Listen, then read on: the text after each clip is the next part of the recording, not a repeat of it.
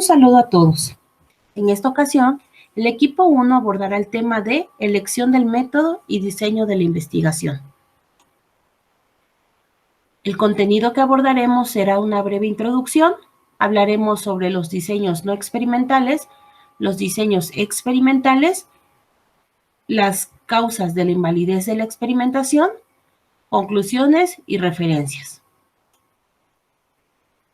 En este tema revisaremos los tipos de investigación, experimental y no experimental, las ventajas y enfoques de acuerdo al propósito que se percibe y la definición y ejemplo de diseños. Primero hablaremos sobre los diseños no experimentales.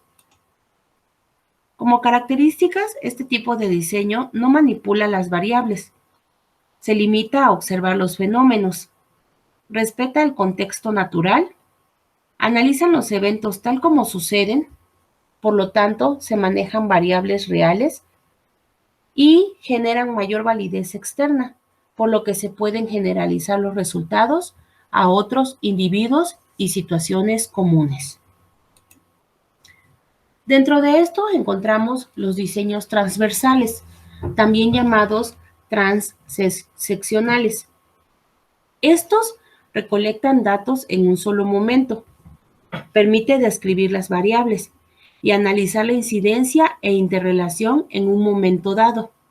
Se pueden clasificar en descriptivos y correlacionales. En la investigación descriptiva se indaga sobre la incidencia y los valores que se manifiestan en las variables.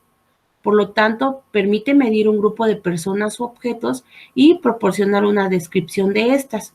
Por ejemplo, cuando se estudia una encuesta nacional de tendencia del voto.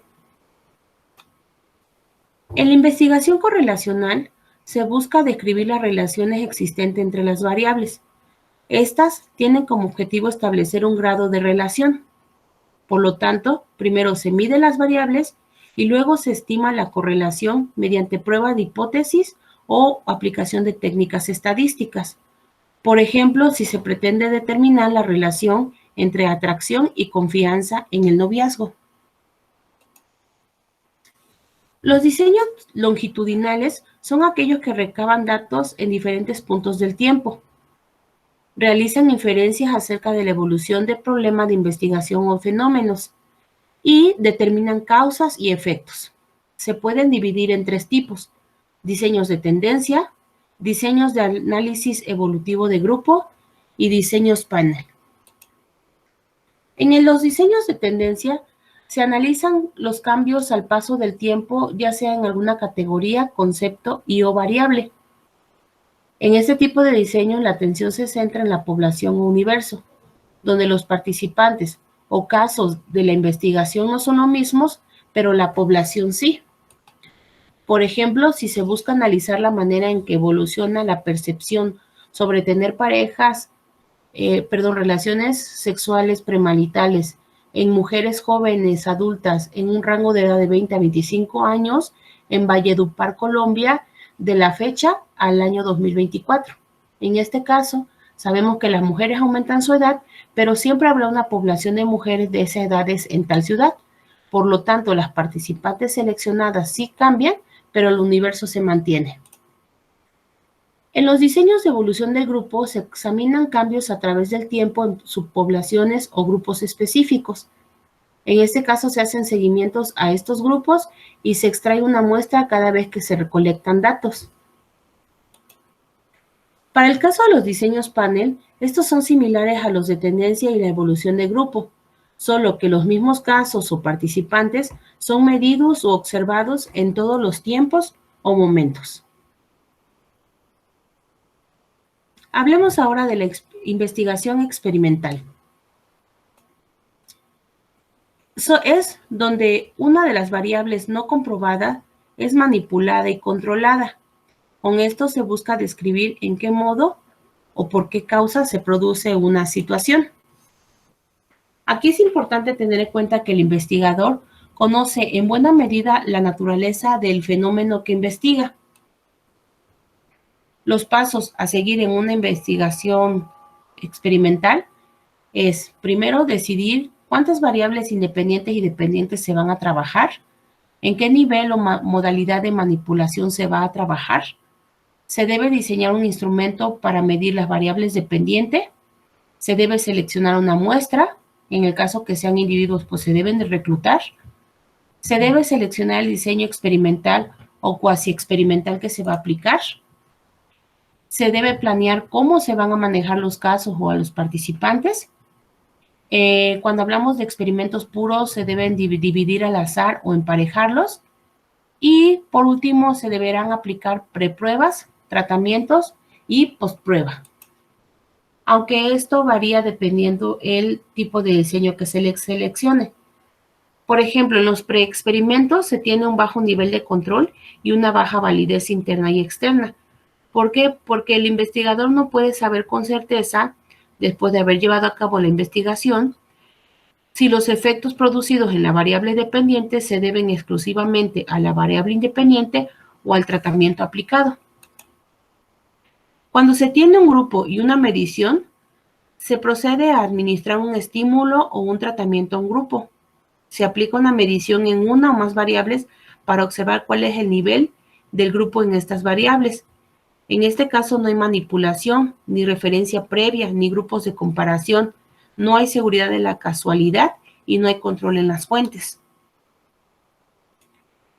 Cuando se trabaja con un grupo y una prueba postprueba, sí se tiene la existencia de una referencia inicial.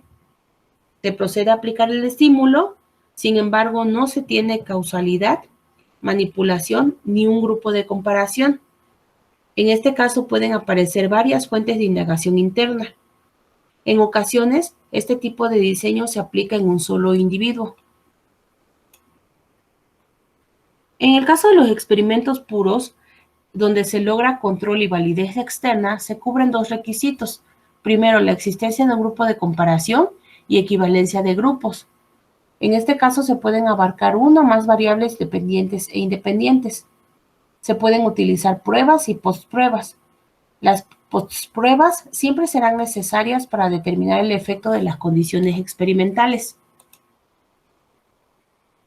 Los criterios de procedencia en el ámbito social deben cumplir con las siguientes características: eficacia, eficiencia, pertinencia, impacto y viabilidad. Cuando se tiene una postprueba en un grupo de control, como ejemplo de experimentos puros, tenemos dos grupos, uno que no recibe tratamiento, llamado grupo de control, y uno que sí recibe trato experimental, o llamado grupo experimental. En este caso, la asignación de los sujetos es aleatoria y al final se mezclan y se aplica un test. La preprueba y la postprueba permiten la adición de una prueba previa para que ofrece dos ventajas. La primera es que nos permite tener control en el experimento y la segunda es que se puede analizar el puntaje de cada grupo antes de la aplicación del tratamiento. También podemos encontrar el diseño de Solomon. Este se forma armando dos grupos de control y dos experimentales. Después se aplica una preprueba solo a uno de control y a uno experimental. Posteriormente se aplica la postprueba a todos los grupos y al final el experimentador va a tener la posibilidad de verificar los posibles efectos que la preprueba pueda tener sobre la postprueba. Los cuasi-experimentos son aquellos que manipulan deliberadamente al menos una variable independiente para ver su efecto. Pueden estudiar relaciones con una o más variables. Los grupos de trabajo a menudo se forman de grupos que ya existen y se utiliza para el estudio de diferentes comportamientos y variables sociales.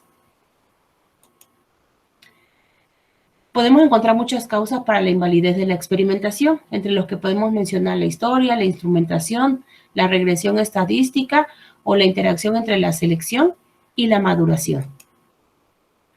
Como conclusión, podemos asegurar que la selección de los métodos y del diseño de investigación dependerá de la finalidad que el investigador persiga para los fines y momentos que planee en su investigación. Gracias.